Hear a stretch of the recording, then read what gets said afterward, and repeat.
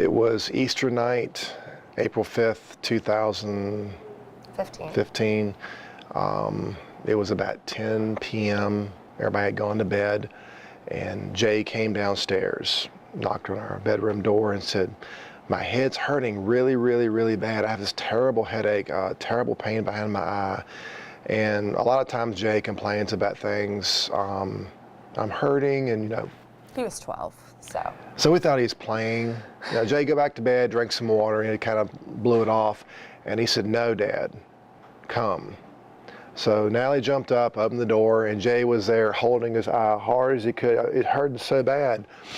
And Natalie said, "Hey, I think you need to get up, get out of bed and come over here." And then Jay fell on the floor. And I said, "Come on, Jay, get up, Jay." And he just kind of laid there.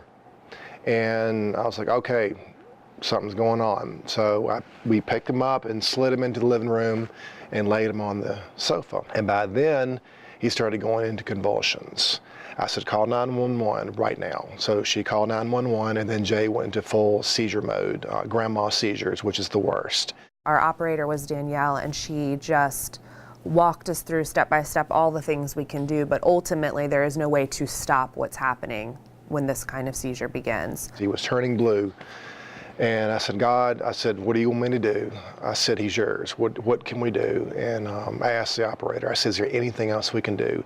And she said, "Try the Heimlich maneuver." So we got him up, we did the Heimlich maneuver about 10 times, and it blew just enough fluid out of his nose, opened up one nostril for him to breathe air.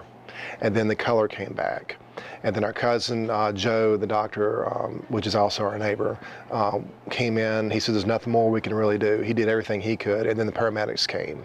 They put him on the stretcher, they put oxygen, they did everything they were supposed to do. We thank God for them also.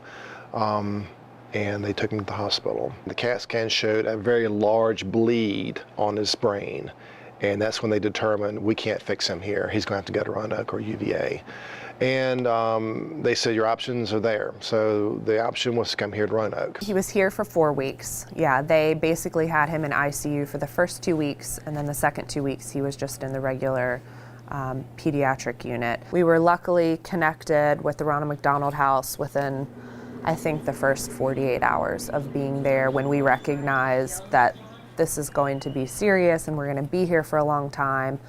We have a lot of family that jumped in to keep our 4 other boys at home, but we were pretty much on 24-hour watch with him at the hospital. And so when they set us up here at the Ronald McDonald House, we were able to literally take shifts. So I would come and stay and rest and sleep for a few hours while he was at the hospital, and then we would flip-flop.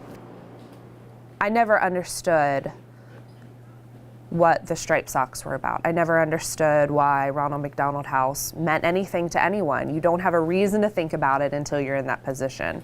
And when the doors were opened for us and the hospitality was extended, it really made us go, could you imagine if we had to think about all of this? Like, what if we had to figure out where to stay? What if we had figured out what to have to eat? I mean, I think that in a lot of ways it allows the caretakers to take care of themselves, and that's the only way you can get through really hard times in life. I mean, had we not been able to come here and be poured into emotionally and have the comforts of feeling like we're really in a home. You're really in someone's living room, you're really in a bedroom. You know, a lot of times you're here alone. Our kids were home, our parents were home taking care of our kids, and so we were like ships passing in the night. We didn't even get to see each other all the time, and someone would always be here and just be able to be that friendly face and warm heart. Donna and I probably sat 3 or 4 times for a good length of time each time and just wept and talked, and she kept telling me how they were sharing Jay's story as he was doing better, because every day little improvements were happening. And we even connected. I remember one night I was up in the middle of the night. I think I came in at like 2, and there was some of the other NICU parents here, because while we were here, I think almost every family was here with a baby, and we were pretty much the only ones here with a big kid. And I just remember being able to connect and kind of witness to a couple of families that were here with their little ones, and I know that they had the same experience we did of just wanting to be so close to your kid